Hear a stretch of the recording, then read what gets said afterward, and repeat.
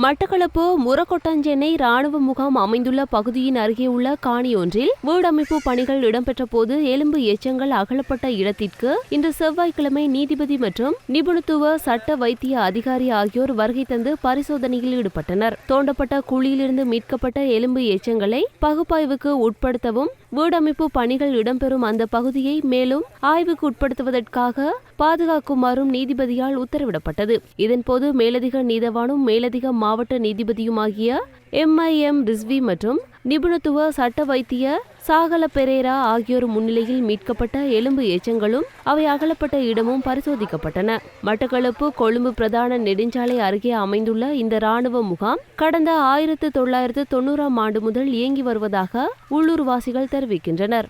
இந்த இடத்தின் பெரும்பாலான காணிகளையும் பொதுமக்களின் குடிமனைகளையும் அரசாங்க பாடசாலைகளையும் கைப்பற்றியிருந்த படையினர் 2014ஆம் ஆண்டு அவர்கள் கைப்பற்றியிருந்த காணிகளில் ஒரு சில பொதுமக்களின் காணிகளை மீள ஒப்படைத்து பாதுகாப்பு பகுதியை குறைத்திருந்தனர். அவ்வாறு விடுவிக்கப்பட்ட காணிகளில் பாலிப்பொடி உதயகுமார் எனும் பாடசாலை அதிபர் ஒருவர் தனக்கு சொந்தமான காணியில் கடந்த 3 மாதங்களாக வீடொன்றை அமைத்து வரும் வேளையில் அவ்வீடோடு இணைந்த மலசல கூடத்தை அமைக்கும் போது அந்த இடத்தில் எலும்புக்கூடுகள், டயர் மற்றும் புகையிரத ஸ்லிப்பர் கட்டைகளை எரித்த கரிகளும் தென்பட்டுள்ளன.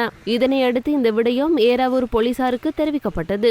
அதன் பின்னர் அந்த இடத்தில் போலீசார் பாதுகாப்பை பலப்படுத்தியுள்ளனர். இன்று செவ்வாய்க்கிழமை நீதிபதி முன்னிலையில் பரிசோதனைகள் இடம்பெற்ற போது வீடமைப்பு பணிகளில் ஈடுபட்டிருந்த மேசன் தொழிலாளர்களும் சாட்சியம் அளித்தனர். மேலதிக விசாரணைகளில் போலீசார் ஈடுபட்டுள்ளதாக எமது செய்தியாளர் தெரிவித்துள்ளார்.